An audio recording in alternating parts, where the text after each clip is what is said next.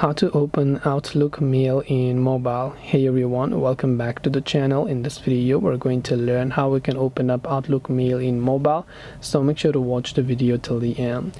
Now Outlook basically is just your Microsoft account, right? So you can open up your browser and just try going to outlook.com, and you can see it will redirect you to the Microsoft page. Now here you can see it says Outlook for everyday emails and calendars and so on. You can choose to sign in, but since we're trying to create an account, you can tap on the create free account option here. Then now when you tap on the create free account option, you'll come to this page where you simply need to enter the new email address that you want to use over here. Once you enter the email address, you can choose whether it should be Outlook address or Hotmail address.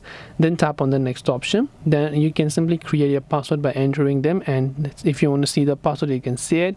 If you want to get the information, you can see it. Tap on the next option and your Outlook account will get successfully created. This way you'll be able to go ahead and then open Outlook in mobile. I hope that this video helped you. If you have got any more questions, feel free to also leave them down below. Thank you for watching till the very end of this tutorial, and as always, see you soon in the next video.